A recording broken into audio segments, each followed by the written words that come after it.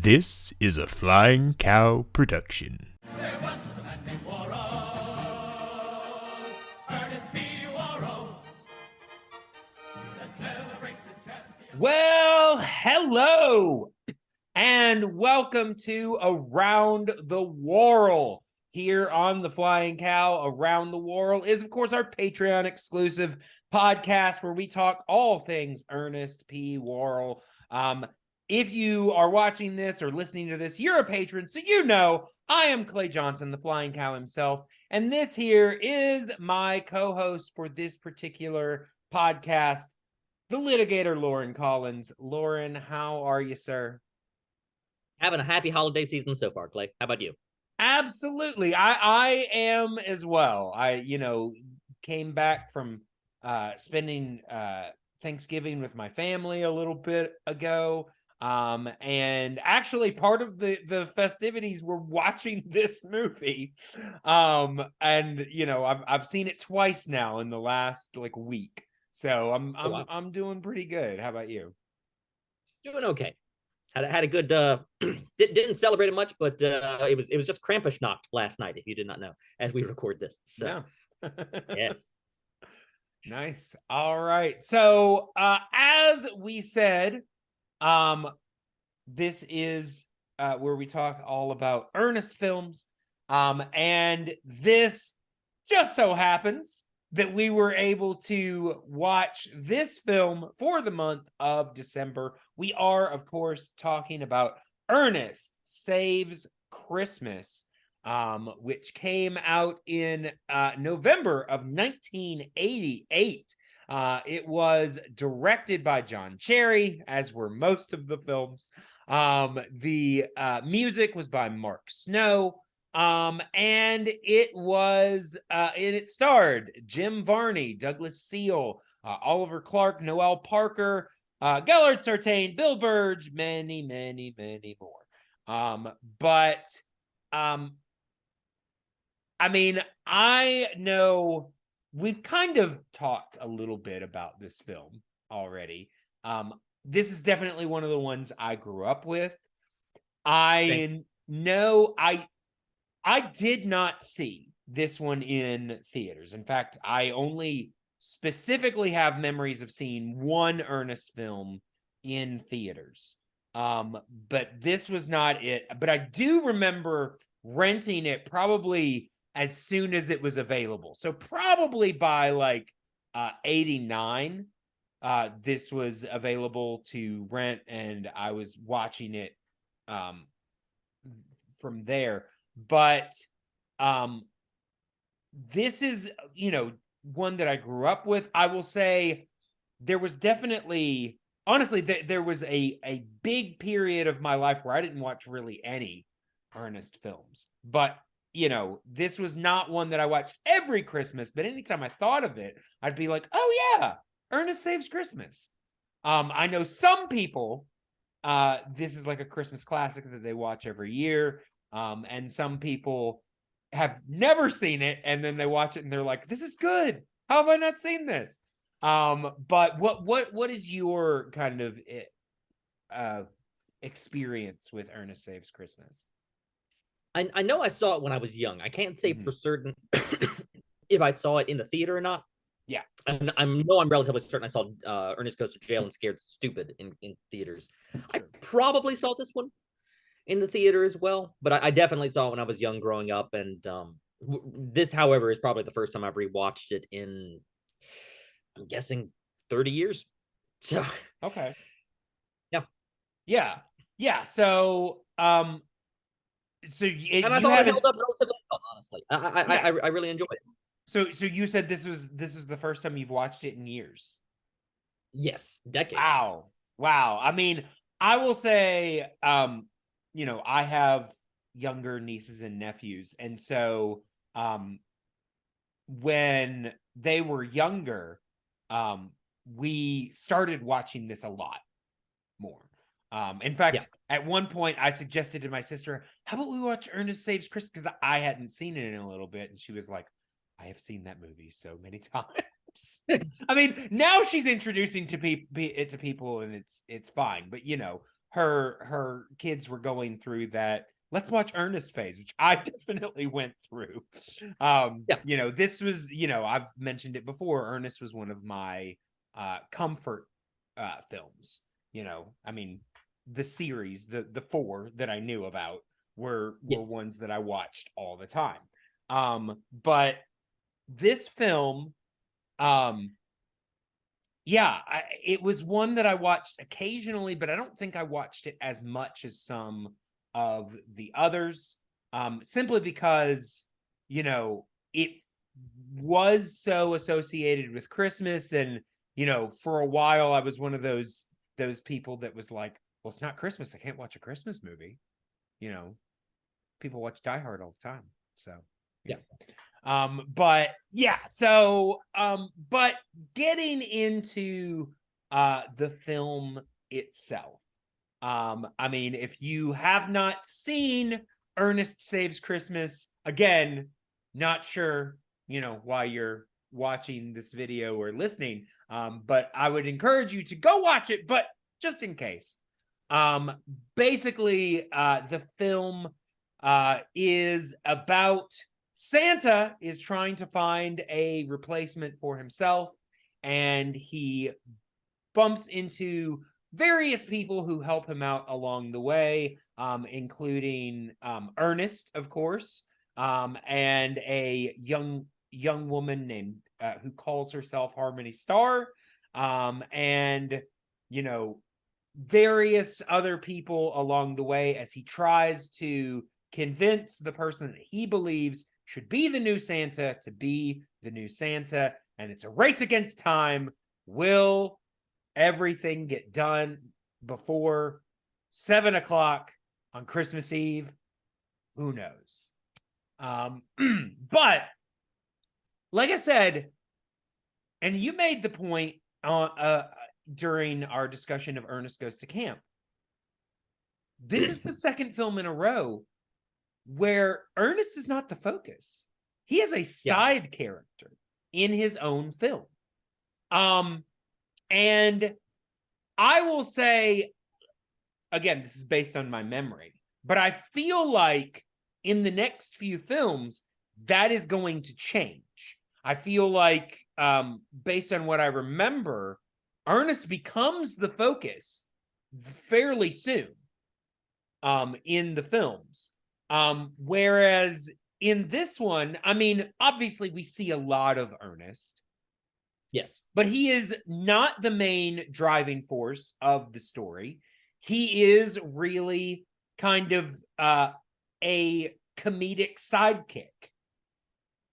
And he, does spur a lot of the action along, but in the main plot, he is not the main focus.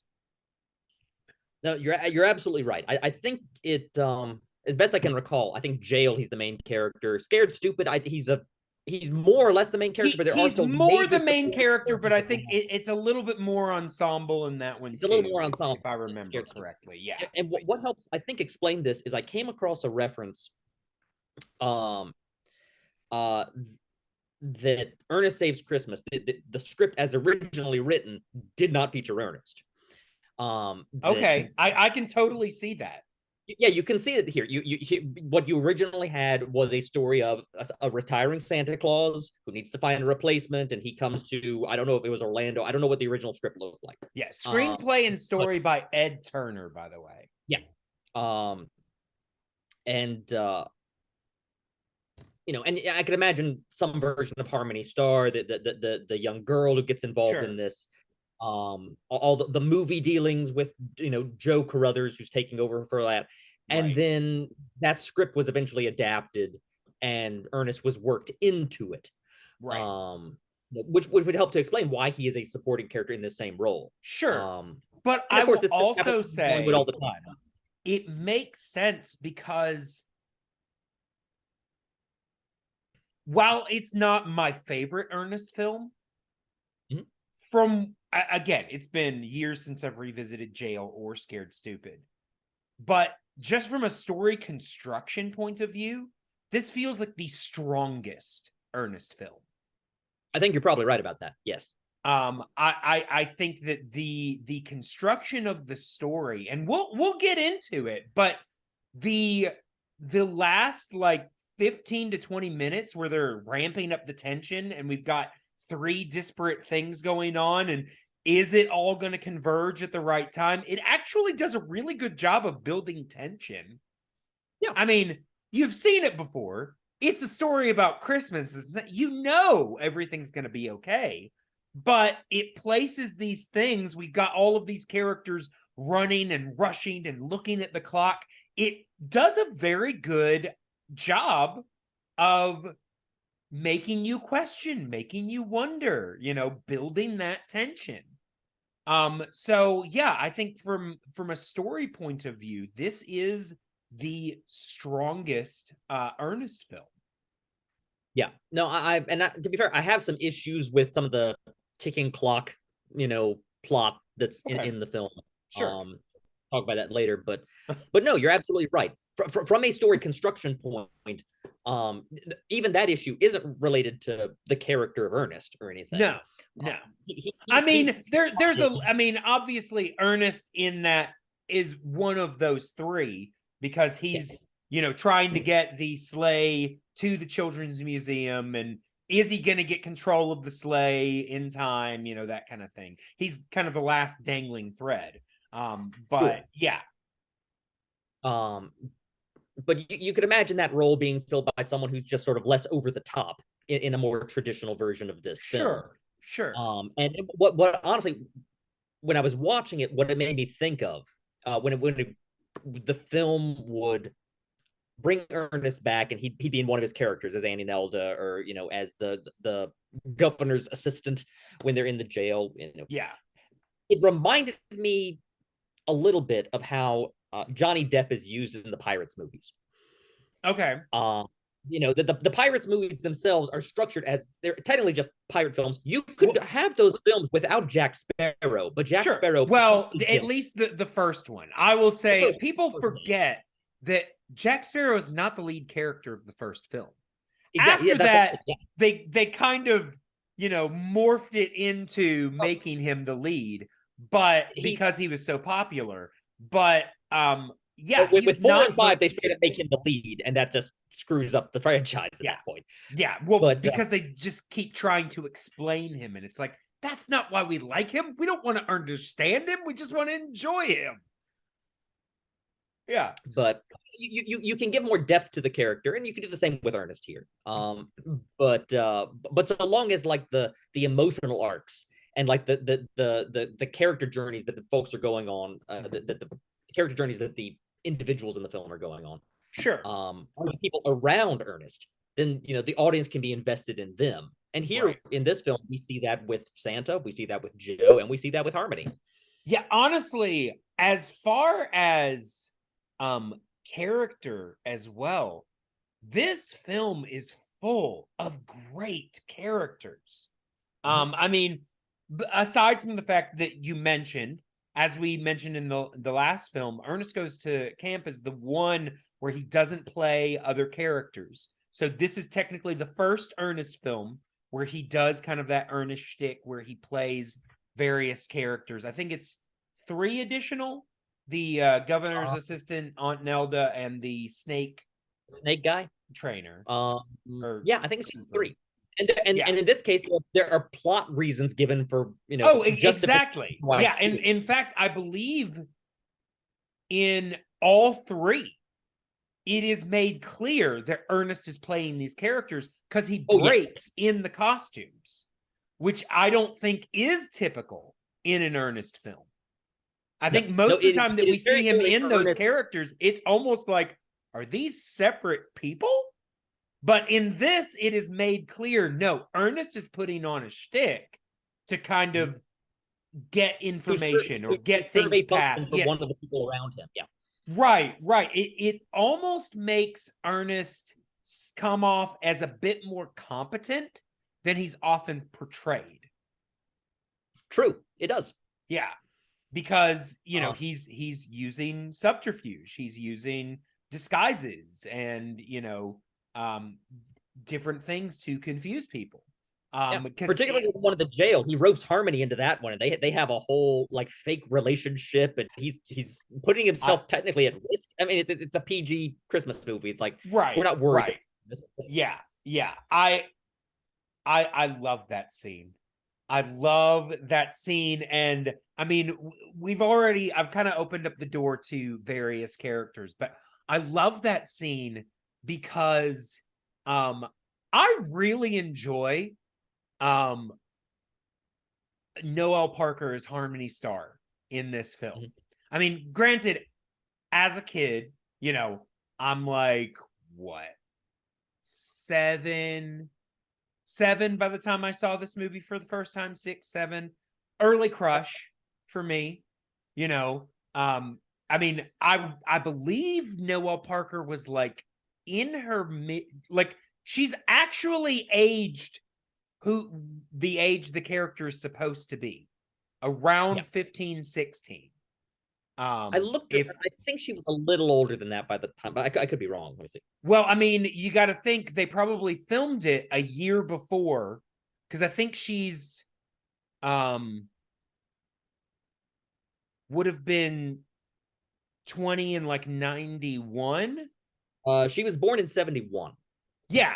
So she would have been 20 in 91. So if they filmed this in 87, you got to assume that's 4 years before. So that's 16. Fun fact, by the way, she was born on Christmas. Yeah, I saw that. I noticed that. So yeah, she's about 16. Okay. Actually maybe 15, because she has a December birthday. I'll tell you, I did think I read earlier they did shoot this in 88. Like in the they first... did shoot it in 88. Okay. So yeah, she is 16 when they filmed this. But I mean, normally, especially this around during this time, you're casting teenagers in their 20s. Mm-hmm. So it was, I mean, they never explicitly state how old Pamela Trenton, aka Harmony Star, is supposed to be. But you would imagine around 14, 15, 16,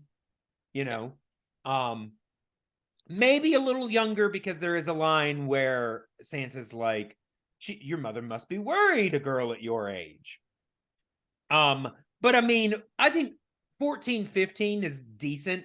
16, it's like, well, you're only a couple years from 18, maybe we're not as worried, but still, not a lot of 16-year-olds living out on their own, traveling the country, running, in Florida when you live in Indiana, kind of thing. So, still around the right age. I was actually surprised when I realized how close to the age she actually was. I assumed the line where she's like, oh, people always think I'm younger, but I'm actually 22. I was like, maybe she is actually 22. And I looked it up and I was like, no, she would have been like 16 at the time. I thought maybe that might be a nod, like, isn't it funny? I'm actually 22 playing the 16-year-old, but no, actually 16. But yeah, I love her in this movie, and this scene is one of my favorites, because the way that she is playing up this mayor's niece, or governor's niece, is just so much fun, because she's like asking all of the awkward questions. Were you elected into office, or did you just buy your way in? All the hair flip, all this kind of stuff.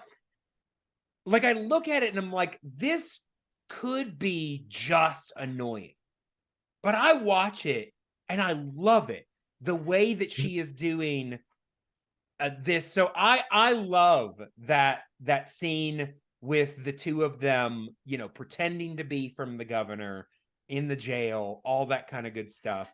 And I will say, one of the things I wrote down, number one, her look is 100% 80s.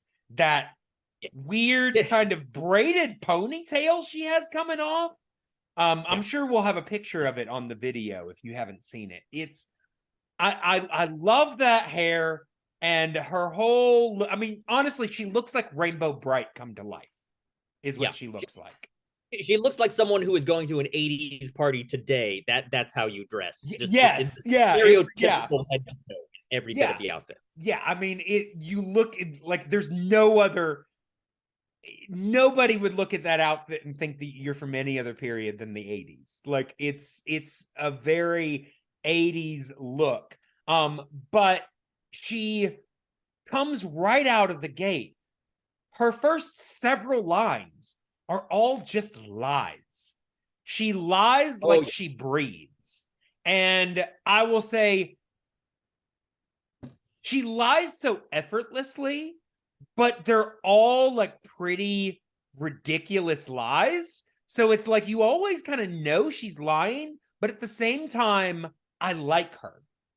At the same time, I kind of root for her because it's like this is a person trying to find, her place, trying to find, some acceptance, trying to find some love, trying to find something. In fact, one of my favorite scenes in this film is the scene that she has with Santa when he does the thing where he's like, your mother must be worried about you. And she does the whole thing. And I love that scene for both of them because she is just like, oh, no, no, no. And she's like, but you know what? Sounds to me like she needs to, just realize that that's the way like, it feels like that's how a teenager at that age would feel in that situation. Like it feels so real. And I also love the way Douglas Seal plays that scene because he introduces, it's like, at this point, I know you know who I am. I'm not going to force you to admit it, but you know that I know this is true. But I'm just going to mention it, and you're going to lie to me, and I'm just going to let you lie to me. I'm not going to push it. And I love that scene. It's just, it's great. That reminds me too, one of my favorite beats with Seal again is that he's talked Ernest into trusting Harmony. They're gonna, take the bag. He's got to go. Ernest drops him off at Joe's house, and Santa picks up the bag. And there's a beat of him. Knows immediately. He's just adjusting the bag on his shoulder, and he senses something is up. And then, which itself is a nice beat. But then when he's inside, the look on his face when he realizes, crap. Because before that, Ernest had been like, you might want to check. And he's like, trust people. It's fine. And then he picks it up and he instantly knows. And it's just like that. The look he gives is great. Yeah. And and we don't have to see him look inside of it. He goes inside. He hands it to Joe. Joe opens it, says it's full of feathers. It's like, I know it's full of feathers. It's just like, he just, at this point, he just has faith it's going to work out. But yeah, he didn't need to look. He didn't need to check. He knows he was gotten the better of, and he's just gonna hope it's gonna work out for with her. And obviously also the scene with them at the end when she brings the bag back, and just that kind of like, he doesn't immediately hug her, he doesn't yell at her, he takes the bag and he just kind of looks at her and he waits for her to break.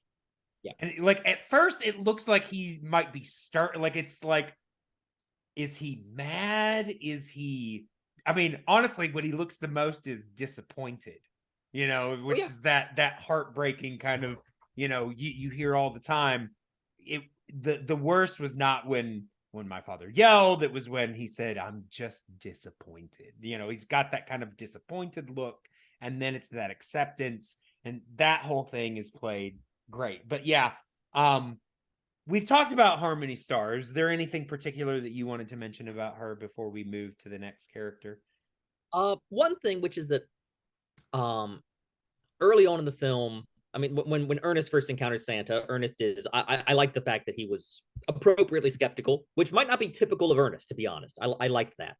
Well, I mean, he's never like outwardly skeptical. There is Well, the point at Santa first introduces himself in the cab. Yeah. Ernest is like, okay, yeah. Whatever well, you I say. mean, he's just like, huh. Yeah. Well, that's interesting. Like, he's not 100% accepting, but he's also not like, I don't believe you. You know, no, he's quiet about it. He's not gonna like Right. argue with the man. It's just very like, earnest. Well, That's- because he's like, I'm sure you get that all the time. Oh yes, well, it's to be expected because you look like him, because I am him, because you am him. Well, how yeah. about that? Yeah, Good. yeah, It's a very mellow Ernest there in Yeah. that moment. And Yeah. but I bring that up. I bring up Ernest skepticism because Yeah. Harmony obviously is typical in a Christmas movie where Santa is a character yeah, equally skeptical of it. Right. But an odd feature of her was that I thought, and I guess element of the script, is that she remains skeptical after she's seen the magic bag. Like Ernest is convinced once he's like, you can pull magic stuff out of this bag and it turns into things. She still isn't sold on this after that. Which again, I think that is an important element of her character because it's that same thing, like I mentioned, because by the time they've gotten him out of jail and they have that conversation while Ernest is doing the Aunt Nelda thing, she's seen the bag. She knows. She can't admit it yet. And I think that is the line. That's the distinction. It's that thing of that's why she ran away from home. She knows that her parents care about her, but she's not receiving what she wants from them. So she has to believe that they don't love her. And it's the same thing of she's not received what she wants to from Santa. So she has to believe that it's not Santa because then she doesn't have to be disappointed. You know, fair enough. It's that skepticism of not, I haven't seen enough. It's I can't believe yet, which I love as a beat for that character. It's honestly one of the reasons I like that character so much because it is kind of layered. And most other, I mean, any skepticism Ernest had melts the moment he sees inside that bag. Oh yeah, Ernest is sold with the bag. Yeah, absolutely. Most characters, that's when it would have happened. But for her, because of the guard that she has up, because of the experiences that she has had, seeing is not believing. She needs more than just seeing. She needs acceptance to believe. You know, but yeah, I'm glad you brought that up because that to me is kind of the heart of the character. But let's talk about Douglas Seal as Santa Claus because, and I'm not the only one that said it, I have heard many people say it. Douglas Seal from this film as Santa Claus is one of the quintessential Santa Clauses of film. And what is astonishing about that is not once in this film do we see him dressed as Santa. Yep. It is simply an old man with a beard. He's really not even that chubby. He's got a bit of a belly, but that's it. He's not very overweight. He's terribly tall and he's relatively thin by Santa standards. Yeah. The whole time he's in a gray suit. But it's the way that he plays the character, the way that he talks, the way that he acts, the twinkle in his eye. This dude's Santa. Like, just straight up. And I love the way that he plays it because it's like him being Santa is an open secret. He never really even, the closest he gets to kind of obfuscating around it is in the beginning when the one guy who wants snow, the guy from Canada, is like, Tell it. so where are you from? Oh, up north. He doesn't say the North Pole. Yeah. That's the one time that he's never like outright with it. But during the whole rest of that talk, he's like, oh yeah, I'm in toys. I can't remember who's been naughty, who's been nice. All straight up Santa stuff. And the guy is just like, writing it off as, oh, sounds like an organization problem to me. Like, just he is obfuscating it. But Santa is, I mean, he never says, hi, I'm Santa Claus. But everything else, he's straight. And his passport, for crying out loud, still says Santa Claus. His driver's license, everything says Santa Claus, which I'm like, they reveal at the end his name is Seth Applegate. Now, that might have come into an issue because he's 151. Yes. Seth Applegate was born in the 1800s. That might get a little. He was born, by the way, I paused. Okay. According to his passport, he was born on October 28th, 1837. Weirdly enough, in Prussia, according to the passport, which does not sound like a Seth. No, I assumed he was British.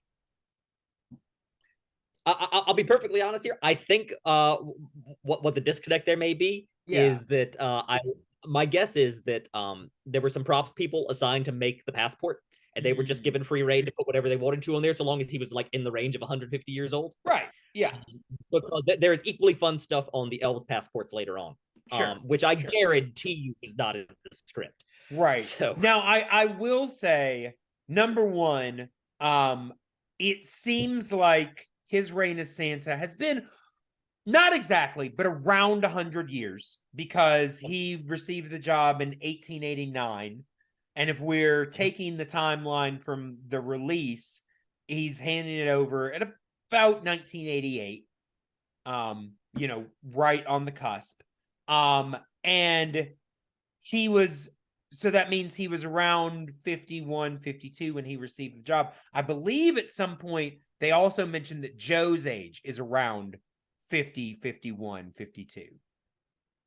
That sounds about right. Yeah.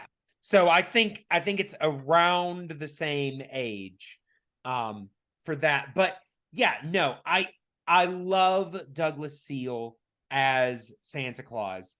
And I've mentioned before on other podcasts, Douglas Seal's voice can be heard in a couple different Disney projects. Number one, he plays, I believe, the koala bear in The Rescuers Down Under. He sounds completely different in that, though, because he's using an Australian accent. Okay. And then he also plays the Sultan in Aladdin. Jasmine's father, the Sultan. Similar to Santa. Oh, he's straight up Santa. Yes. In that, in fact, I recognized the similarity as a kid. Because Aladdin was one of those films I watched like on a loop all the time. And I remember like very early on, I was like, that's the same guy that plays Santa in Ernest Saves Christmas. I didn't know his name off the top of my head. Unfortunately, Douglas Seal, not a household name, but obviously very talented. I did not make this connection until a couple of days ago when I was just doing research for this episode, that I realized like, oh, he's the Sultan. And then it immediately makes sense. It just sounds that's exactly what he sounds like.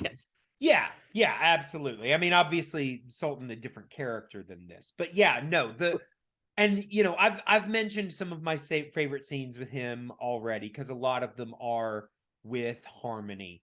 And just, the way he talks about being Santa Claus, and, just the different nuggets of, him being Santa, like when he's talking about Ernest, he's like, I kept up with him until he was about 11, all this kind of, stuff that he shouldn't be able to know. There's just some great moments with him as this, and like I said, he is a quintessential film Santa Claus, and we never actually see him dressed as Santa. that's how good he is. No, I You know? no notes on Douglas Neal's performance. Honestly, it's just solid from beginning to end. Yeah, agreed. So, and I mean, I guess we're kind of breaking this down by breaking down the cast, and that's fine. We can get to other things when we get through. There are just a lot of things I want to say about the performances here. I think this movie lends itself to that kind of analysis in a way that like the later films may not as much. Sure. Well, because it really kind of is an ensemble. I mean, really, if you break it down, the lead of the film is Santa. Yes. I mean, obviously, Ernest is a very prominent side character, but the lead of this film is Santa Claus, which, I mean, it just makes sense. If Santa's your lead, there's going to be a lot of other strong auxiliary characters as well, which brings to me at least the next large, I mean, obviously, we don't really need to break down Ernest. Ernest is Ernest. I will say, this is the only, at least of the films I have seen, the only film, or at least the first, to include Vern. My understanding it is in fact the only film to include Vern. Okay. Yes. I didn't know if maybe some of the others brought him back in. I have not read them. I've not ones. watched them all yet myself, but Sure. no, I've read this. It was confirmed that this is Vern's only appearance. Right. Which, and they go to Vern's house, I guess in prep for a Christmas party that he's probably not going to end up having because Ernest destroys his house, when they go. I will say for half a second, I got confused and thought, wait a second, do they stay at Vern's house through the rest of this film? But no, I forgot there's a point where we do establish that the house that they're at later on, is Ernest's house. Oh yeah, no, we see the outside, we see his Ernest mailbox and all of that. Yeah, it says, straight up says Ernest on the mailbox. Says Ernest. Real house, by the way, down in Orlando. Ernest's house was. It is. It is no longer there. It has since been torn down and replaced by like a larger. We haven't really mentioned this film takes place in Orlando, Florida. Now I forgot to actually look. Was this actually? Here we go. Filmed almost entirely in Orlando, Florida. At the then unfinished Disney MGM Studios. It was one of the first, if not the first film filmed at MGM Studios down in Florida. Right. Well, I mean, this was would have been in '88. So yeah. In fact, speaking of which, Vern's house was on the MGM backlot down there, the Disney backlot, and apparently for many years, it's not there anymore, as I understand it. Oh, okay. But for years, Vern's house was just on the tour. If you did the Disney MGM tour down in Florida. Wow, that's great. I'm sure they use it for other things too, but you know. Right. But yeah, I mean, so this is, I guess, one of, if not the only film that was not filmed almost exclusively in Tennessee. Because the majority of the films, That's my understanding as well. I did see some reference that some part of this film was filmed in Tennessee. I don't know what part. But absolutely the overwhelming majority of it is in Orlando. That is the Orlando track station. That is the Orlando airport. When Ernest is driving down the freeway, you can see the signs that say Magic Kingdom, like the other direction. Right. Well, and I would imagine that they were allowed to film on location in a different place, probably because of the success of Ernest Goes to Camp. Like I said, it made, I mean, Disney was basically bankrolling this one. Like, it was producing it to some extent, whatever their relationship is. Right. I mean, it was even more established by this point. This is the second one that they were producers on, the second one that they were distributing. So, but their budget was not quite, but almost doubled. $6.5 million for the budget, and it made 28.2, so a little less than 22 million. So The a most higher successful, gross, not much, but a little. higher gross than Camp, yeah, but and the most success at the box office of any of the Ernest movies. That makes The sense. I highest. mean, it's also, I think that it is the most commercial, the most widely known. Most people are more likely to have seen or heard of Ernest Saves Christmas than any of the other Ernest films, I believe. I mean, just by virtue of being a Christmas film, it has a recurring circular value in the same way like Christmas songs get repeated on the radio. Right, and I think they tried to repeat that formula with Ernest Scared Stupid. I think it was less successful, unfortunately. But I do think that they realized, that it being tied to a holiday did actually give them more exposure. Yeah. Also, just thinking about Disney corporately for a second. For a long time, Disney didn't really have like a big Christmas film in its catalog that it could fall back on really reliably. It finally did with the Santa Claus movies with Tim Allen. They were able to fall back on those a bit. I mean, they had also, Mickey's Christmas Carol, but I think that was actually a TV special. It's a TV special. It's 20 minutes long. It aired in front of another movie originally in theaters. That makes sense. No, Mickey's Christmas Carol is fantastic, but yeah, it's a long short. I mean, I will say technically, part of the reason why Disney has leaned so heavily on Nightmare Before Christmas for so many years is because that was the biggest Christmas movie in their catalog. Well, also technically, Muppets Christmas Carol came out in 92. The year before the Santa Claus, I believe, because the Santa Claus was 93, or was it 93? I think you're right about that. I think Muppet Christmas Carol was first. Yeah. Oh yeah. Oh, it was definitely first. I just can't remember if Santa Claus came out in 93 or 94. Yeah. But yeah, for a while, Ernest Saves Christmas was frankly one of the bigger Disney Christmas movies. Yeah. Oh, it was 94. Okay. The Santa Claus. But yeah.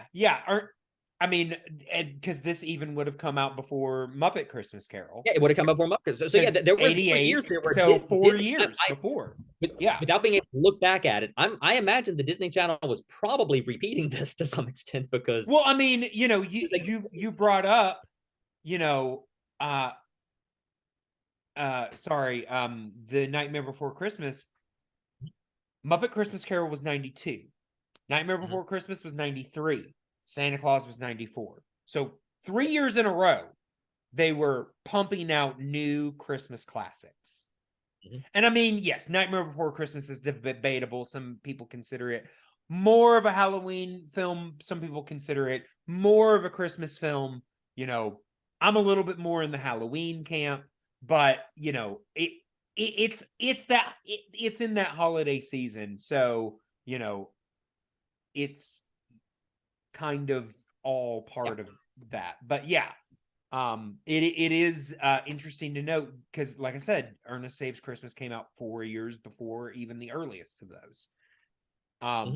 But yeah, let's get back to the film. Like I said, the next big character would be the character of Joe, played by Oliver Clark.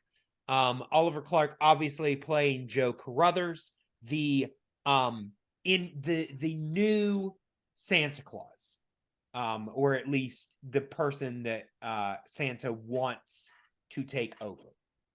And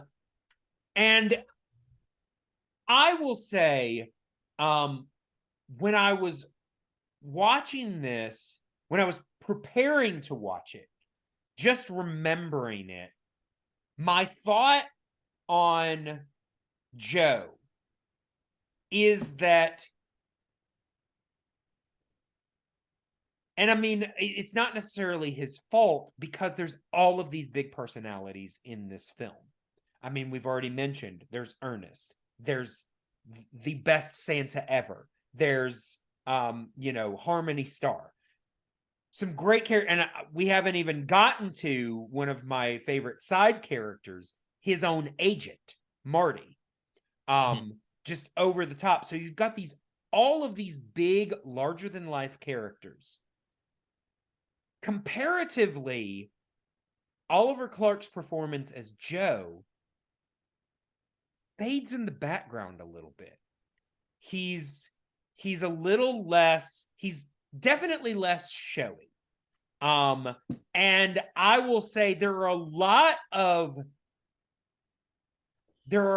of adjectives that are tacked onto him that to me don't make sense for the performance that we're being given. I will say I believe that Oliver Clark as this character is extremely sincere. He is very friendly. But he's not gregarious in any sort of way. He, to me, doesn't have, and yes, you are comparing him to one of the best film Santa Clauses ever, so it's really not fair. But he doesn't have the same charisma. He doesn't have the same twinkle. There's just something a little not, and he is being pushed as, oh, he's this great performer, he's this great actor, again, I get all the warm, caring stuff from him. I think he does that very well. But there are scenes like, I think it was a mistake to put the scene of him having the line read with the kids in there, because no one in that scene comes off as a good actor. Everyone in that scene comes off incredibly stilted. And I don't know, I will say I have seen Oliver Clark in some bit roles that took place around this time. I know specifically I have seen an episode of Golden Girls with him in it. And I believe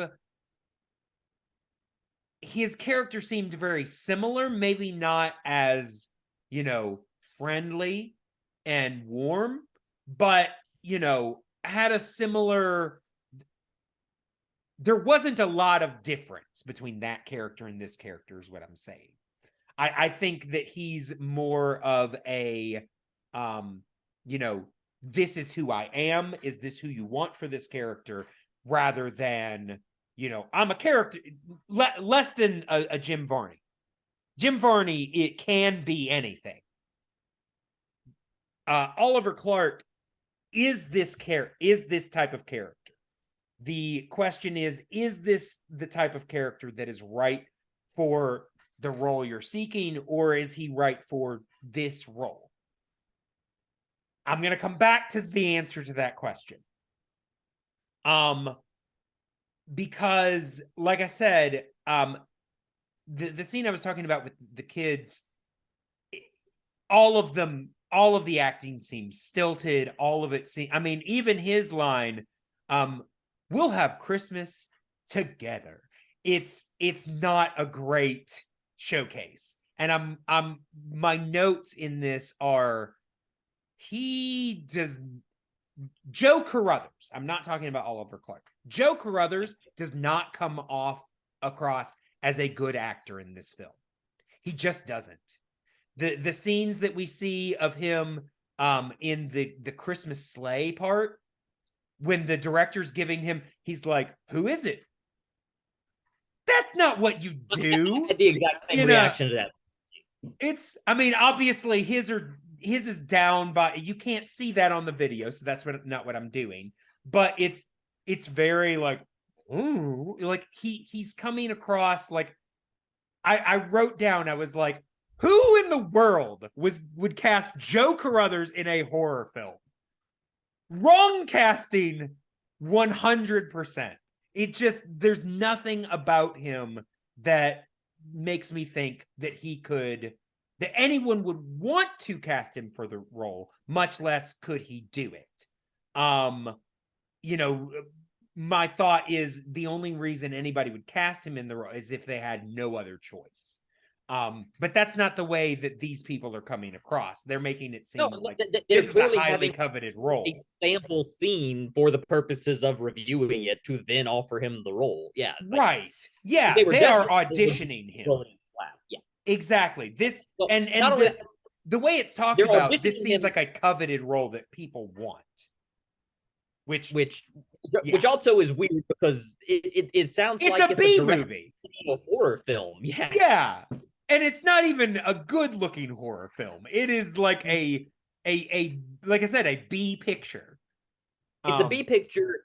It's an entirely inconsistent one. Like, I hear the name Christmas Sleigh, and even given the pun, that's all fine. It sounds like the kind of thing you would find like in the horror section. It's a title that they eventually used. Yes, exactly. It is the name of a horror film. Yeah, and it works perfectly well for that purpose. It's like the horror version of Jack Frost, or, not in the horror title, but Santa goes crazy and kills a bunch of people. In the negative version of I saw Violent Night last week, which is Santa doing John Wick. But it doesn't appear to be a Santa themed thing. There's weirdly a sleigh on set, but they explicitly say the movie is about an alien, and the alien, when he comes through the door, looks like the creature from the Black Lagoon. It makes no sense, this movie. Nothing about that movie makes a lick of sense. No. It's not clear why it's Christmas related. It's not clear why it's being offered to Joe. No. When someone tries to, and maybe it's just Blister, when they're trying to tell him this is the sort of thing that gets sequels, it's like, it's a horror movie and you're the dad in the house. I'm not sure how. That's not Doesn't seem like you're the character that's going to continue. Yeah. No, that's not how like the Freddy or Jason movies typically work. No. I mean, unless by the end of the film he, becomes the Bruce Willis of this world, or something exactly, like maybe that, or he's the Jamie Lee Curtis as to Halloween. Sure. But no, honestly, everything about the filmmaking subplot, in my opinion, was the weakest part of the film, because it none of the execution works. Like you say, Joe's performance doesn't. What they're telling us doesn't fit with reality. No, nothing about it resembles real life movie making. Nothing about the offer to Joe makes any sense. It's all there simply to gin up conflict, to keep Joe away from Santa, and make him question. Even in terms of the way it's inserted as a means of working with that ticking clock issue I mentioned from earlier. Sure. It means that they're having very explicitly like a meeting in their office to offer Joe this job at like 6 p.m. on Christmas Eve. Yeah. They have somehow offered him his offer. His agent comes to him with this job on, I think, December 23rd or something like that. Yeah. Yeah. And then within the next 24 hours, they're on set with him shooting a mock scene for whatever reason that was necessary. I don't know why. Because that's not a normal thing I think you do. And then suddenly on Christmas Eve, they're offering him the part and he needs to accept it right now. I didn't even think about the fact that they are what looks like filming a scene before they've even offered him the role. Yeah. They have props laying around. They have a cost. It's a weird amount, and I don't know who else they're trying to sell it to, because everyone's in the room. I don't get the impression there's like investors. I mean, they need to. I get the idea of a screen test. Yeah. But that seemed oddly elaborate for a screen test. They have a whole set. I mean, a screen test is basically an audition that's filmed. Yeah. The screen test, you would want Joe to read opposite the kids. Exactly. Or maybe like Joe interact with them, but you don't need him in costume on set with, in a studio. Yeah. No. Yeah. My other thing is, and again, they are doing him a disservice by comparing him to another big character. But the first time that we are introduced to, to who Joe is Santa's asking him, have you ever heard of Joe Carruthers? He was, had a children's show on local cable. And Ernest immediately, because it's called Uncle Joey's Playhouse, which honestly, I would have liked to see some clips of Uncle Joey's Playhouse, because I feel like that would have given him a little bit more room to play, and maybe we could have seen a little bit more from him. But again, they do him a disservice, because the first time we hear anything about this, Ernest sings a song, the Please and Thank You song, and it's so much fun when Ernest does it. They never get old. They always stay new. Those three little words, please and thank you. Hey. But then we hear Joe do it, and it's just, they never get old. They always stay new. And it's so flat and so boring. And I'm just like, I don't know if he was unaware of Jim Varney's reading of this, or if they knew about it and they were like, you're never going to touch Jim. Don't even try, or what it was. But that did not do him any favors. No, one of the problems the script has with Joe is that it's basically repeatedly violating the old show don't tell rules. Yes. That like we keep being told that Joe Carruthers is this warm, lovely, fantastic with kids. Again, warm, lovely, friendly. I get all of that from him. But an entertainer, I don't get. No, yeah. We're being told, an actor, I don't get. So, no, we get none of that. No. No, and not Joe's as an actor, Oliver's giving as much as he can in his performance. Right. But the script's not giving him anything to work with to like you said, to explain how is Joe a good performer? How does Ernest remember him for having all these years as a kid show? Yeah. What is the appeal that folks see in Joe as an actor? Basically, none of it, we're just told Joe is a great with kids. We're told. Right. Basically, the parallel that they're trying to draw is, what if this was Mr. Rogers? Yes. And I mean, I think the line they're trying to draw is, wouldn't Mr. Rogers make a great Santa? And honestly, I don't know if that's the place for Mr. Rogers. And so I don't know if maybe the fault here is just their premise.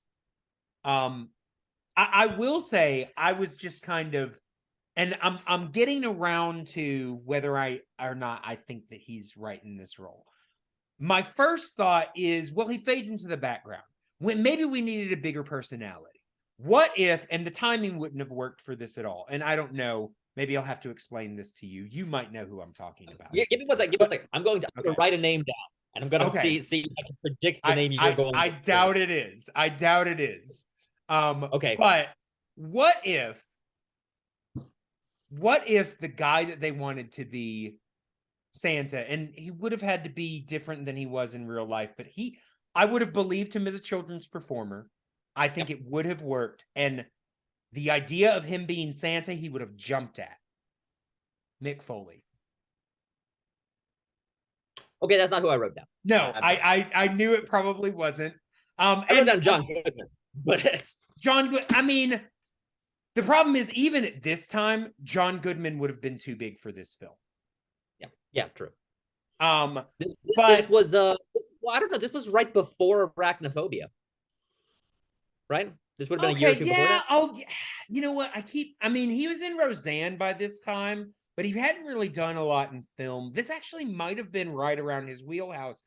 But, and I even came to this when I thought about Mick, for those who have no clue about wrestling. Mick Foley was a wrestler. At this point, he would have been, was he even in WCW at this point? But known for kind of blood and guts, but he also, if anybody knows Mick Foley at all, Santa is kind of like one of his gigs now.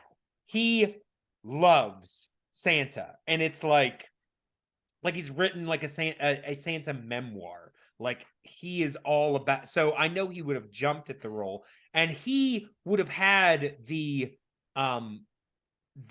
layers of, kind, loving, charming, but also would have come across as a believable performer. And I also could have seen him in a horror film. But the more I thought about it, I was like, I wonder if having a performer that big would have thrown off the balance of this film. I feel like if you'd had a performer giving us a performance of that size in this role, would we have not have noticed a performance of a Harmony Star as much? Would we have not realized how good of a Santa Douglas Seal is with a performance that big? So whereas I don't think the character is exactly what they intended to be, and I don't think he fits where they wanted him to be, I almost wonder if Oliver Clark is underselling the performance on purpose. You know, just to kind of fit in the tone. Yeah. I mean, maybe not. I don't know. I will say Oliver Clark is still with us, you know. Yes. You know, maybe he could answer this question for us. But like I said, there are elements to his performance. There's a warmness. There is you cannot say that this performance is not genuine. You cannot say that this performance is not sincere. He's got sincere coming out of his ass. Here's the thing. I mean, here's a thought. I mean, and this goes back to what the script gives him to work with. Yeah. We're again told he is fantastic with children. That's why Santa has chosen him. The man is brilliant with children. And while I think the performance he gave in the scene where we see him with kids is stilted, he does seem to have a connection to them. Yeah, well, and the thing in that scene, he's like, I think he's still doing a puppet show with them, right? Well, yeah, I mean, I will say that puppet show does not do anyone any favors because it doesn't. I'm looking at this thinking, I don't believe that these kids like this show. No. Well, again, and that's not his fault as an actor. It's who wrote this puppet show. The film simply, it's hard. It's going to be hard, I think, regardless, for Oliver as an actor to sell Joe's relationship with kids when the script does not give Joe him much. No.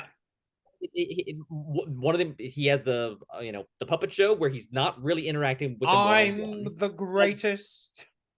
Okay. Yeah, he's dealing with some of the kids doing like the horror shoot or whatever, and right.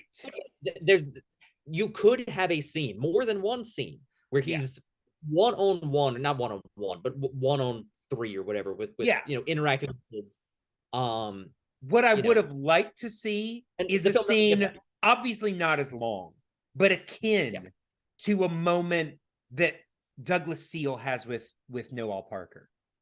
I would have liked to see some sort of genuine, maybe a kid's crying and he is like, oh, what's wrong? But something, just something so that we can see, no, yeah, this guy should be Santa.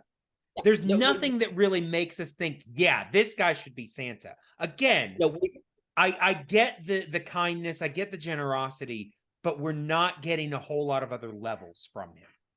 No, we need to be shown him interacting with kids, show how good he is with kids, and instead the film gives us a lot of Joe interacting with movie people. With his agent.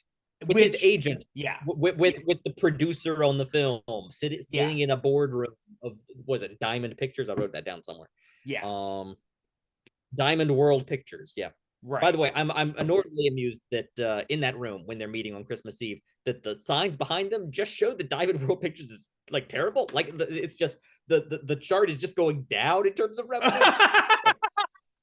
Yeah. Wow. So I don't know why they put those up for their meeting. Yeah, unless they put Joe, you're our only hope. Yeah. Like, we need names for our films. Yeah. I do briefly want to mention, I mean, I kind of already did, but his agent, who, let's see, is, it was while you're looking, I'll note one other thing about, which is that Robert Lesser plays Marty. Marty Brock, Joe's agent. And it's not a big role, but he's basically playing the role of the antagonist to Santa. He's the one pulling Joe away. He's creating the conflict. He is, he's spurring on the plot, but he does so.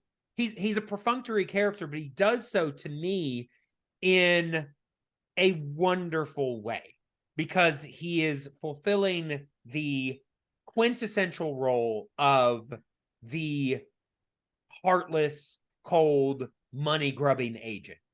I get that. I see that. And I think he's doing a spot-on performance. And I really enjoy him in this very small role.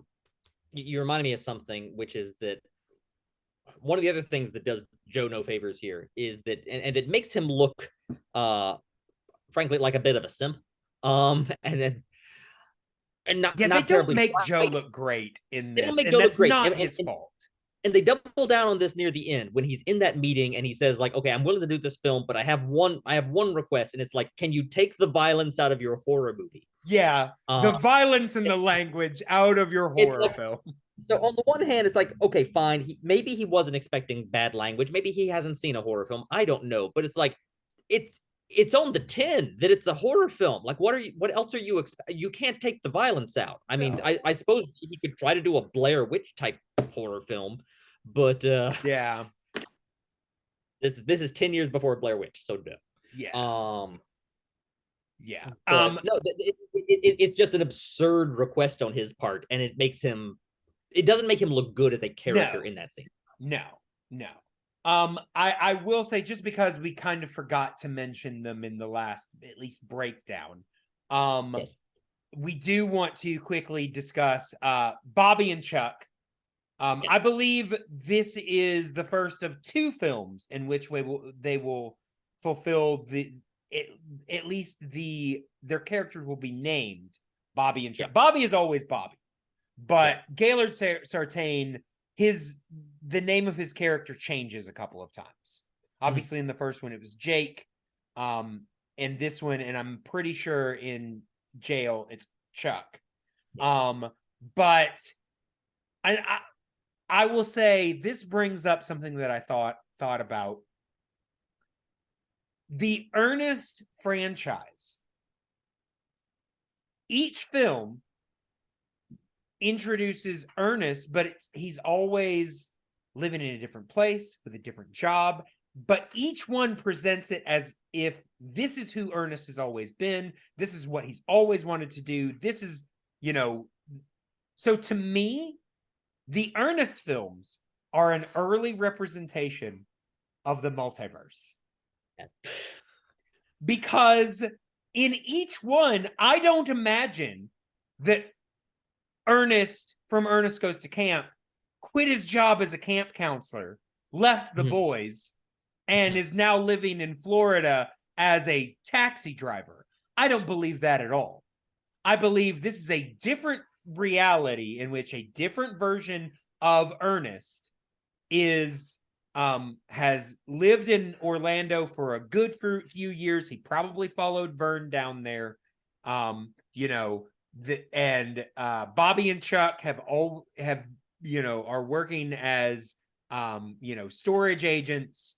That's who they are, even though they are different people. Because I believe that each one of these films are just different realities. It is the Ernest multiverse. You're welcome. The Ernest verse. Yes, it is 100% the Ernest verse. But we do have Bobby and Chuck, and again, they're, as they are in most films, the comic relief. Yeah. We're getting a lot of, I love the combination of Gaylord Sartain and Bill Burge, because I liked Jake and Eddie, but Eddie was more just a different flavor of Jake. They're both kind of fighting for the joke. They're both and not to say that they didn't work well together, but they're both kind of achieving the same type of humor. And I love Chuck and Bobby, Gaylord Sartain with Bill Burge, because Gaylord Sartain is the quick, witty, laugh a minute, probably making everybody's job on set impossible because he's popping out these one-liners every 5 seconds. Probably no one take was exactly the same. He probably didn't even have a line written down in the script. He probably made up every single line that he said. And then you've got the comedic foil of Bill Burge, who just looks at you. Yep. And maybe says like one of my favorite bits in the film is that an M or a V? V, M, V, M, V, M, V. Just great. Yes.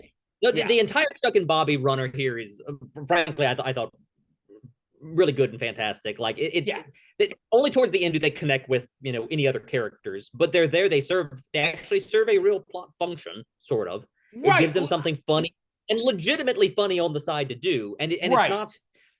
It's finding enough variation on them so that when you keep returning to them, you get jokes about the name, you get jokes about the reindeer on the roof, you get jokes about like animal control coming. It's just enough tweaks each time that it's not doesn't feel like they're just scraping the bottom of the barrel. And I found their side plot, while not 100% necessary, it also wasn't taking away from the film. Oh no. Because it's basically they have received the packages of the reindeer, and they are having to deal with the reindeer breaking out of their box and now flying on their roof. They're trying to figure out what these things are. The air traffic or the animal control people, played by Jackie Welch and Todd did it. Now I'm gonna do it. Daniel Butler, coming in as the animal control people.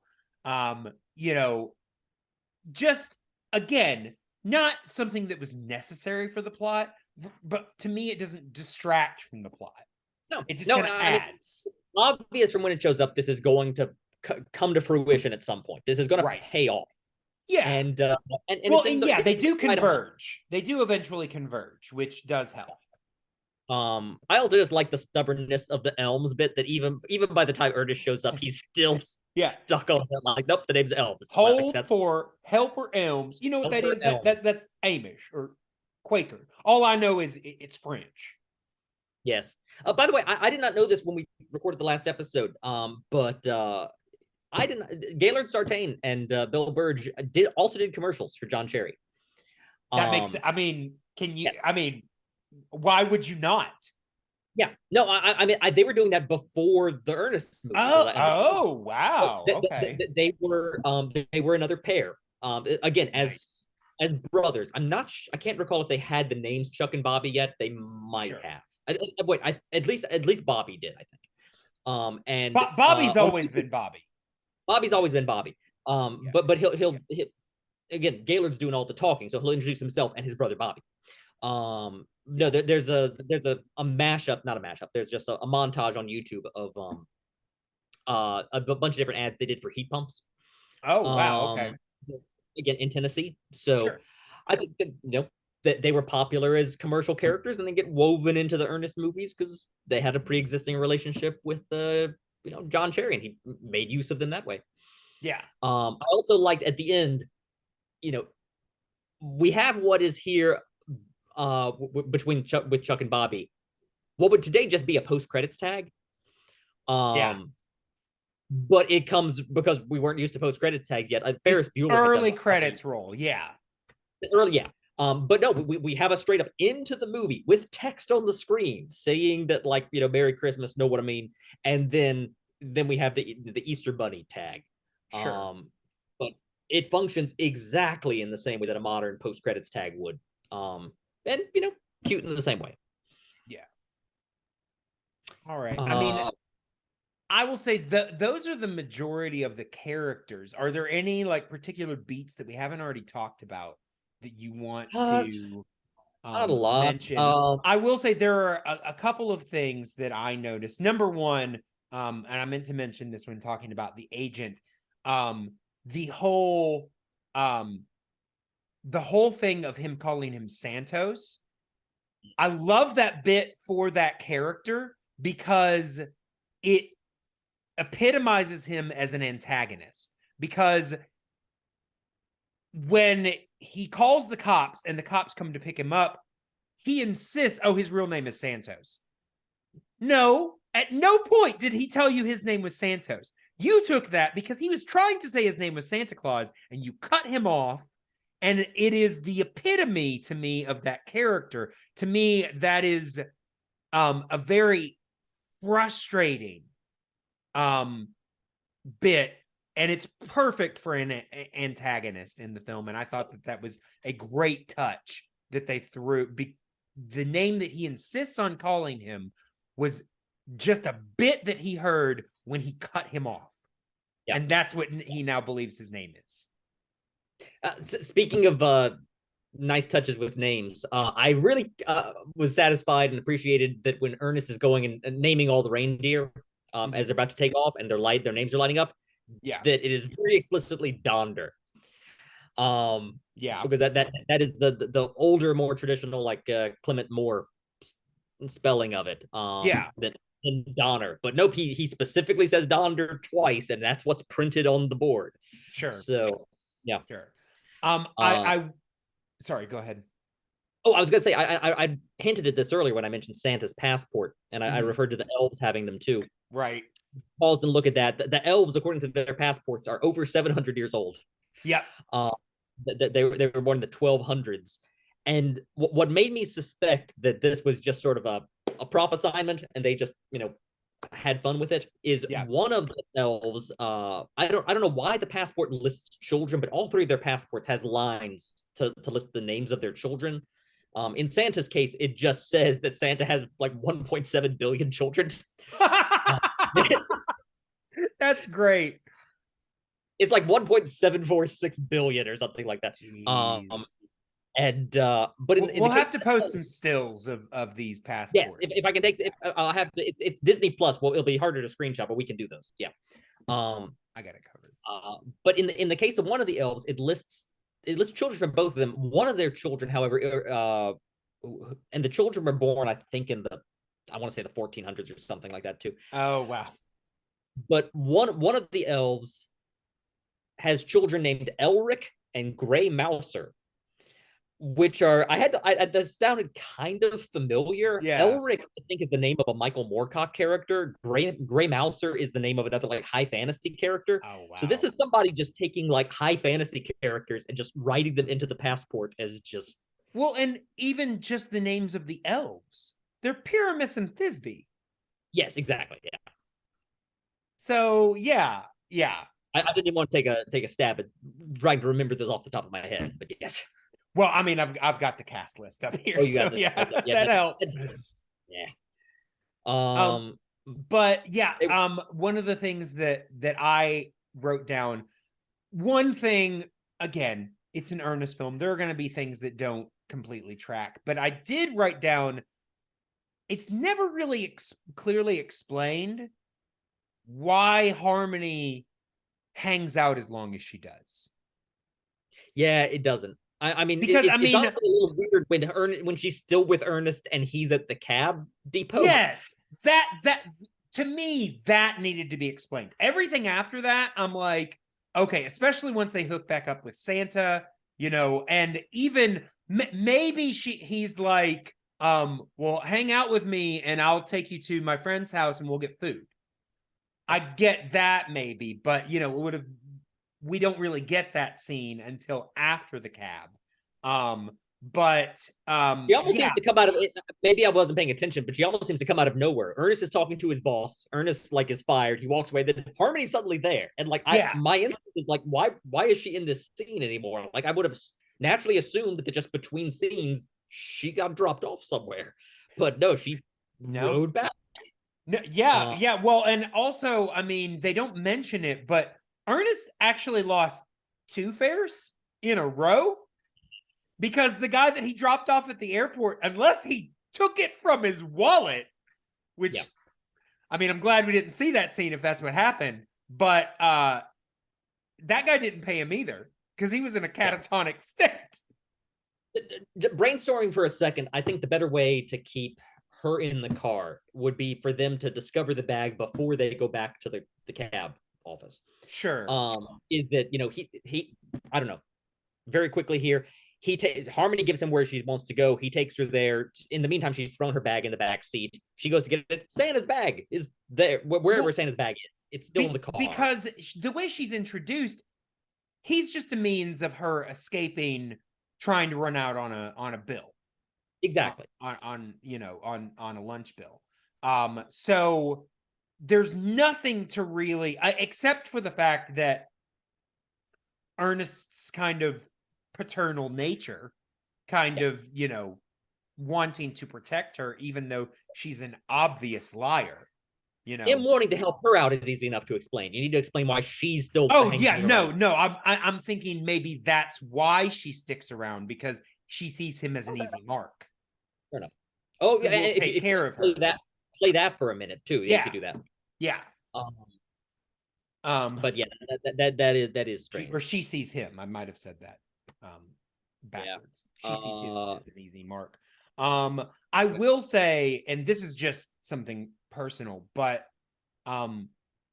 we see set in several scenes, mostly in the middle of the film, but definitely around the cab scene and the Vern scene. Jim Varney had a popped blood vessel in his left eye. At least it appeared left, in the film. I don't know. I mean, I will say they worked around it in several bits, because during that time he did a lot of, turn to the right side into the camera, and it was really just on the corner of his left eye, so you could barely see it when he did that. So they worked, but there are some definite scenes where it is very obvious that he's got a blood vessel or something popped in the left corner of his left eye. Through several scenes. So I'm assuming maybe they filmed all of those within the same block of days and window of time. Yeah. Unrelated to that, but I suppose there's not a whole lot to talk about there. That's just no. Yeah, exactly. Yeah, unrelated that, but I don't know. To segue from that, just in terms of how they shot stuff, I suppose, specifically on the production side of things. The longer I watched this, the more I wondered, it's like, was there paid product placement in this movie? Because like we saw a lot of shots of the Eastern Airlines logo when we kept cutting back to there. Like they didn't have to, but lots of shots of the Eastern Airlines logo, and even more explicitly when I think the sleigh crashes through it. There's a billboard that is a big billboard for like the TD FTD flowers. Yes, that is a gag, because right after that, they quickly show a scene where Ernest has a handful of flowers. Oh, is that okay? I missed that. Then. All right. So the gag is that he popped through the flowers billboard and got the flowers from the billboard. I'll be honest. When I first saw the billboard, I thought, like, are we supposed to think like that's Joe? Because it looks a little vaguely like him. No. I mean, that was the FTD Flowers guy. Yeah, that was, everybody knew him at that time. Yeah. That's a gag that on one hand I'm like really groan worthy, but at the same time I kind of admire it. Yeah. And I can't even tell you why, but I'm just like, they went for it. Yeah. I'll admit they went for it. That doesn't change my opinion that was product placement, because I believe that was product placement. There's no need for it to be FTD. Yes. Yeah, exactly. Yeah, it could have just been a random billboard. Speaking it also though holds of, on that billboard a long time. Like it holds on like a little too long before he crashes. Yeah. Speaking though of gags that seemed a little forced, but honestly I liked the way that it was done here. The bit where they realize that they've got Santa's bag and he tries to take it back to the Children's Museum, it's night. I don't know why they think he'd still be there, but I mean, it's the only place that they know he was. So they go back and Ernest does the push your face against the window gag. Yeah. That gag has been done so many times by so many people. And most of the time when I see that gag now, it's just kind of like, okay, yeah, they're doing it. Something about the way Barney does that gag makes me laugh every single time I watch this. Yeah. He does it in such a, and maybe it's because of the angle, and he doesn't just flush put his face up against it. He angles and he's talking while he's Santa, I got your set. Just the way that he does that, I'm like, that's good. Yeah. That's a tired gag, but the way he does it, you get a pass. You get a pass from me. Some unique the film also does that I suppose there might be other films that do this as well.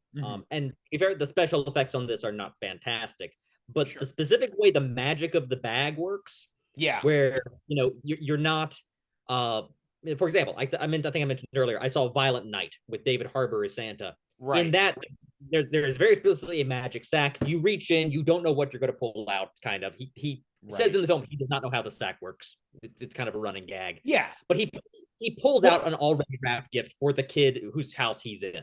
That's how that's done. I like this one. I like the different take on it, where it's just like one. Well, I like the magic of it, where it's a glowing kind of thing, glowing and then it transforms. Yeah. I also like the idea that like it is a skill to work this sack. That right. Like, yes, when you pull it out, like it'll turn into something, but like unless you know how to do it, you don't control what it's going to turn into. And the idea that different people pull out different things. Every time Ernest did it, it was some sort of like old school. Like he pulls out nutcrackers and like wooden toys or toys from like the 50s. He's pulling out things, that maybe he would have grown up with. Whereas Harmony Star is pulling out, there are several things that she pulls out that, she pulls out Slinkies. She pulls out that stuffed monster toy. I remember seeing those as a kid. She pulls out things that are very 80s. Yeah, so I like the idea that different people are pulling out different things, and obviously only Santa is going to be able to pull out the right things. Yeah. A different, like I said, just a different variation on how the Santa's magic sack works. Right. So. Right. Let's see. We've kind of mentioned, we've cursorily mentioned the Aunt Nelda scene. We'll come back to that. But I do want to mention the snake wrangler scene. Another character that Ernest plays here, where he's trying to get Santa into the studio. And this is a callback to a character that we saw in the family album. And it's that I got them snakes for them movie people, them pies. All them movie people want is pies. That kind of thing. I will say though, he does a story here where I'm like, is this supposed to be connected? Because he's like, you want one for your boy? I got one for my boy last year. And he puts his hat on his heart like the kid died. And I'm like, okay, canonically, is this what happened to Mistake? Oh. It's the same character. Yeah. I mean, obviously later we know that Ernest is playing this character. It's not necessarily the same, but it is interesting. What I remember about that we have established that this character has a child. Yeah. And he's now mentioning a child and basically insinuating that he died because he gave him a snake for Christmas. He seems torn up by his boy's death, and I'm not sure Mistake's dad felt one for your boy. Yeah. I was flipping through the book here, seeing if there were any anecdotes I read and I had forgotten. One of these was that they had the biggest problem they had on the set was that they had leased the reindeer from Steve Martin's, you know, animal actor company, Working Wildlife. And right before the big scene with the reindeer all shed their antlers. So, oh no, that they had not prepared for when reindeer lose their antlers, and so it's right. a decent chunk of money. According, Cherry said to the Nashville Banner, "Reindeer antlers cost me $250,000." Might have been exaggerating there, but yeah, it was apparently a big because then they tried to use special effects, but they couldn't attach anything to the heads. They just had to wait for the antlers to grow back, apparently. Jeez. Yeah. Wow. That is whew. That's crazy.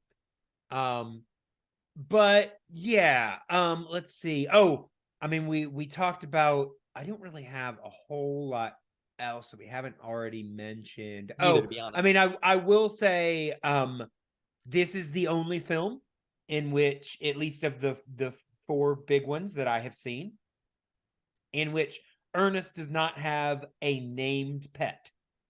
We see that he has fish, but he does not, they're not featured in any form. Obviously, in Ernest Goes to Camp, there was Pokey, the turtle. We see fish, but he does not name them, and obviously in the next two films, we'll have Rimshot.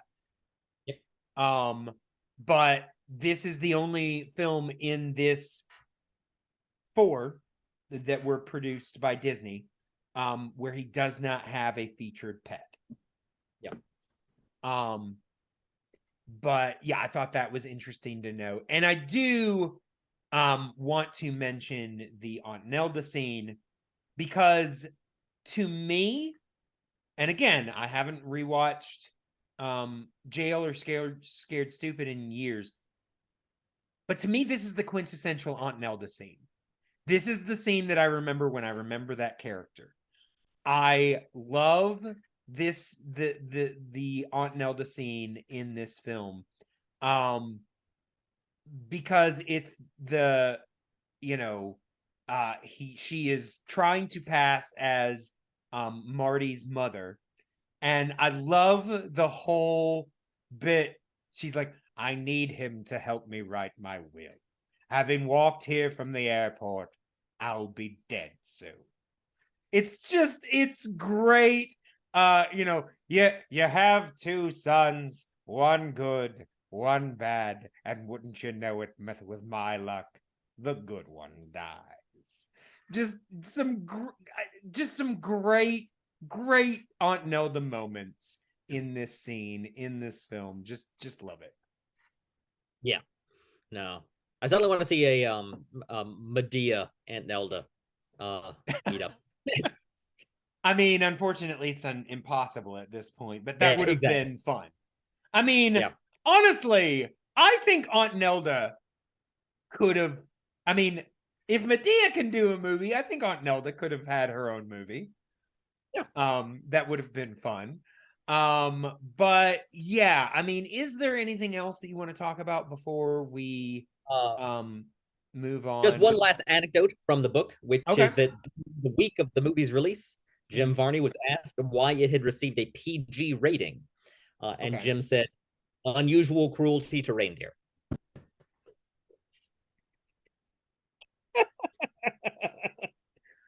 Well, wait, was Ernest Goes to Camp not PG? I thought it was PG. Maybe it was G. I don't know. It might have been PG too, but apparently he was asked just why this film was PG. Sure.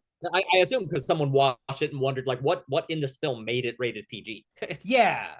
There's nothing. Maybe the insinuation that they were going to curse. Maybe the moment of.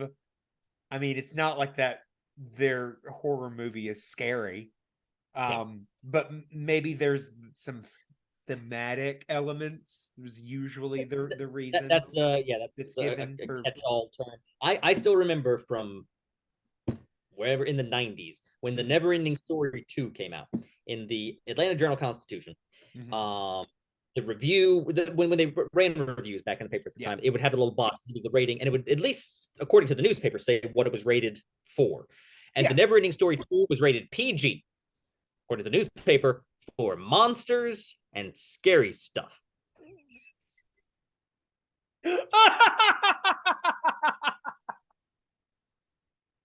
There you go. Yeah, that's the technical term for it. Scary stuff. It is. It's pretty good. Language, sexual situations, and scary stuff. Yeah. Yeah. All right. So I guess then it's time to go ahead and move on to segments. So let's go ahead and let's start off with our moment. This is, of course, our either favorite or most interesting scene in the film. So Loren, what is your moment? Let's see. I guess my favorite scene in the movie.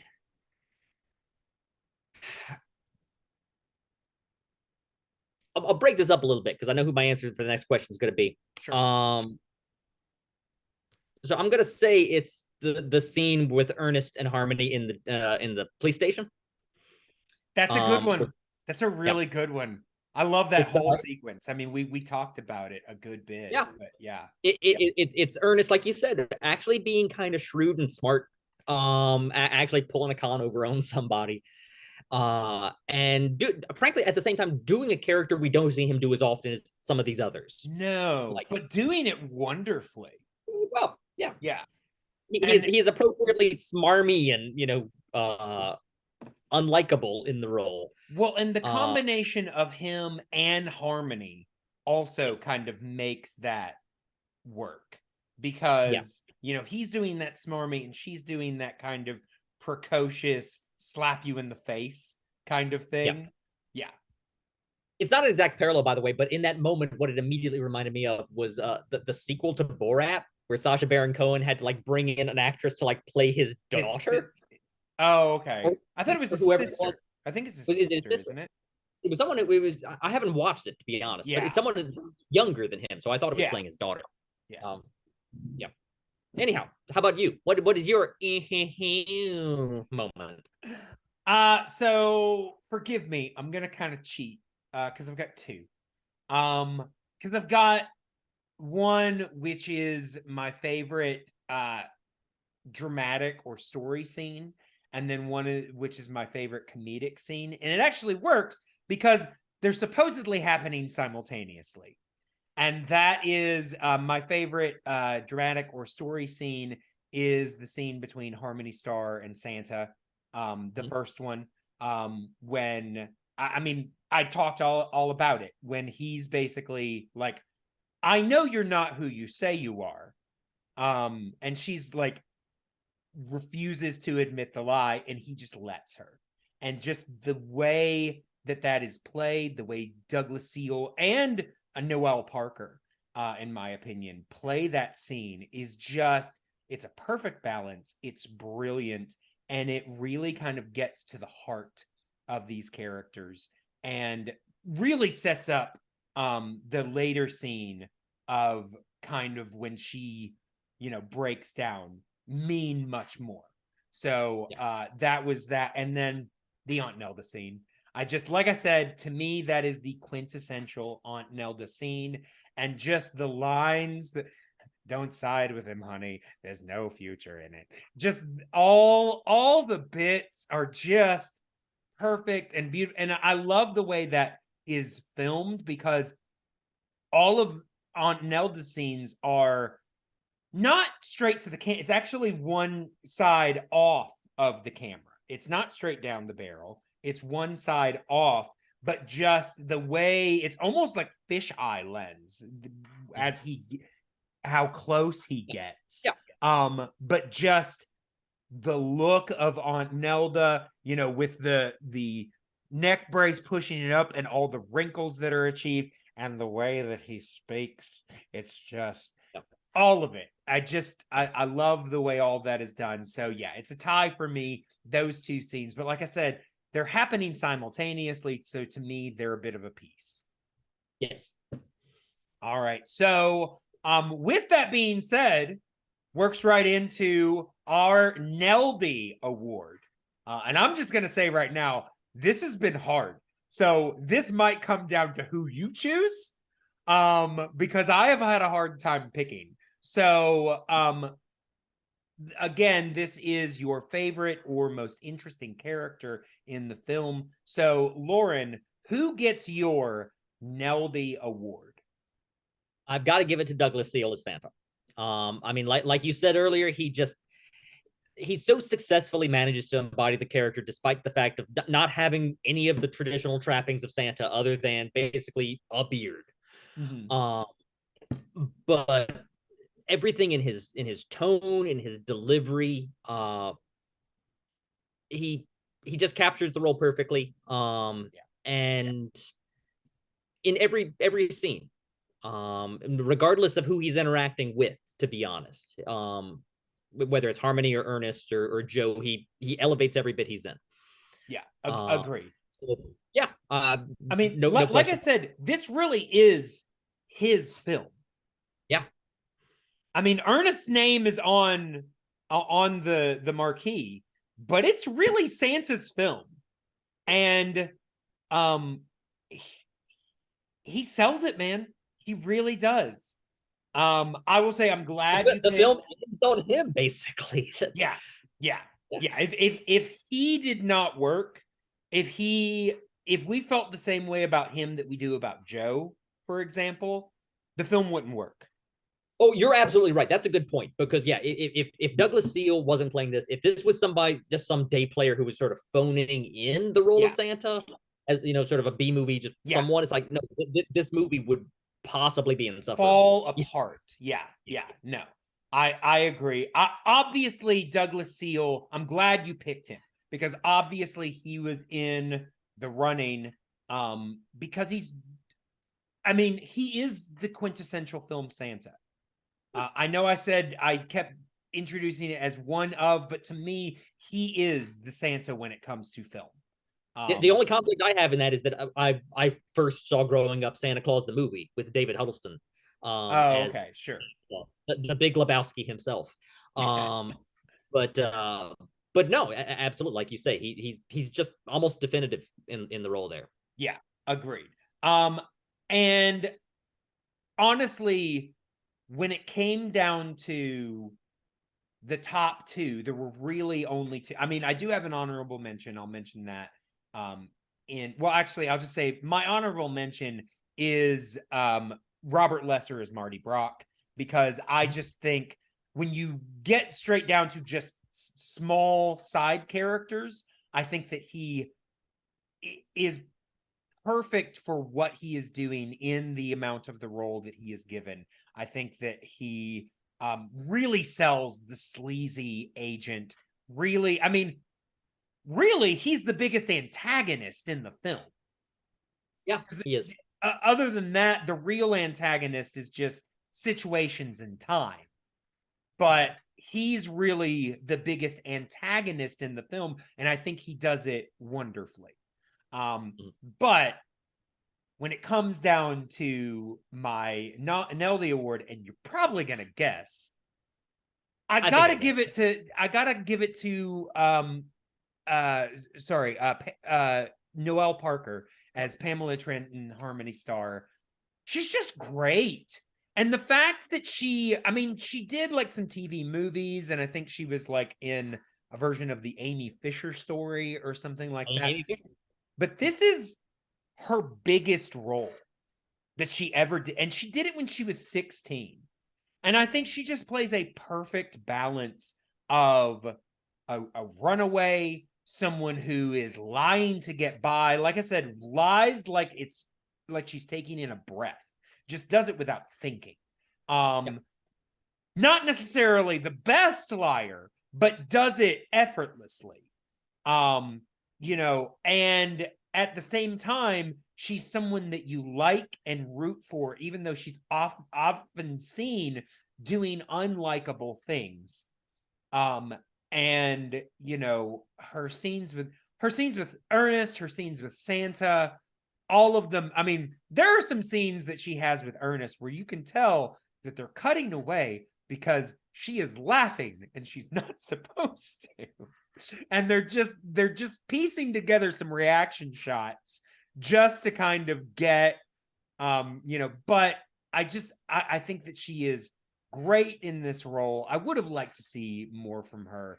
And I think she's still acting, she's still performing, but obviously not on this level. And I think that she's great in this role. Yeah. So yeah. I had a suspicion that might have been your pick. So yes. Yeah, I mean, if you hadn't said Douglas Seal, I probably would have again tied them. I don't know who else you would have picked. But yeah, I just had a hard time not mentioning her at all. Like I knew that Douglas Seal had to get mentioned, and I knew she had to get mentioned because to me, other than Ernest, they're the strongest parts of this film. Obviously, Gaylord Sertain, Bill Burge, they are overall all-stars in the Ernest franchise. But they're also very, very rarely have a lot to do with the plot. So, they might not get a mention in this segment, but that doesn't mean that they don't contribute a lot to these films. All right. So that then brings us to the big question, the most important question, a question so important that Ernest kept asking it throughout his career. So, Loren, when it comes to Ernest Saves Christmas, do you or do you not know what he means, Vern? If I can quote Douglas Seal's Santa,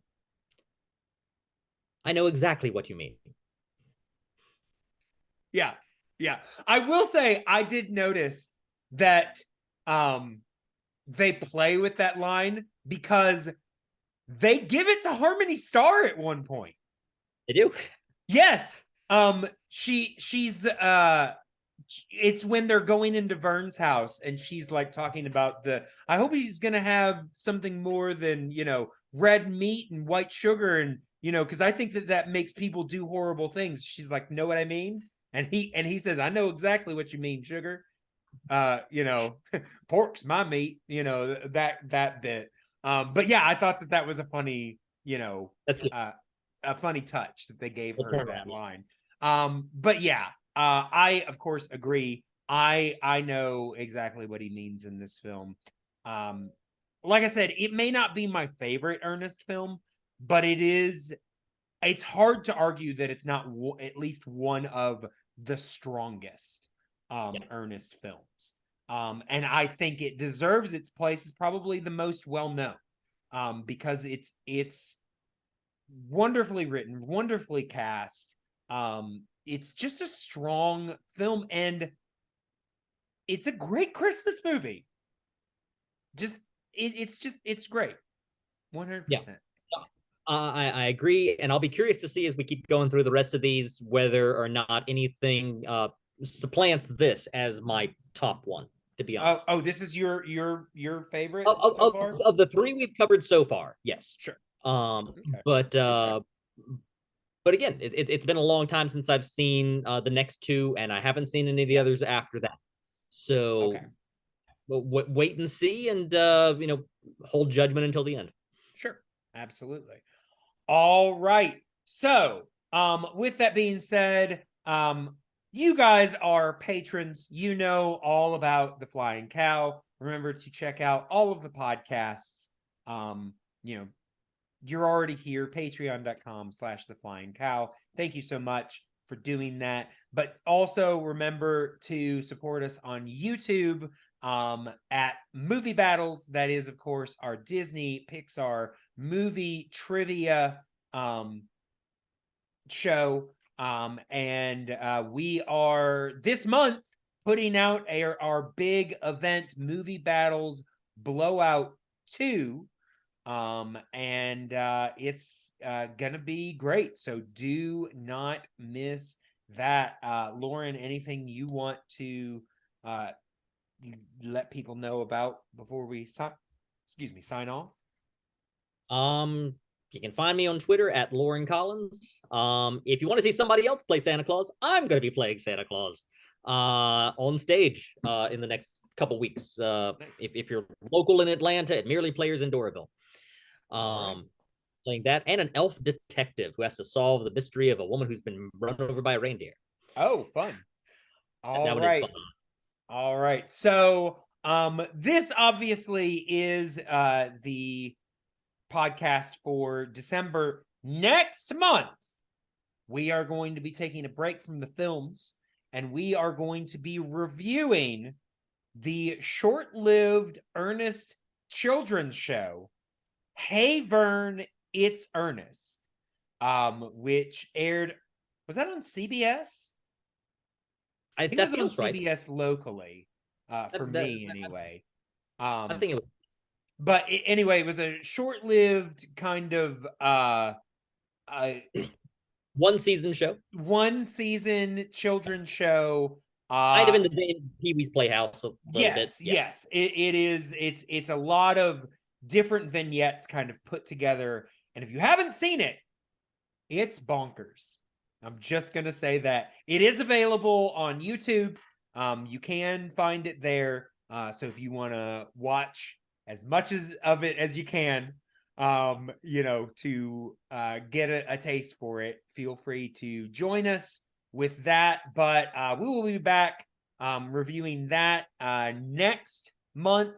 And then we'll be jumping back into the films after that. But until next time, moo. Know what I mean?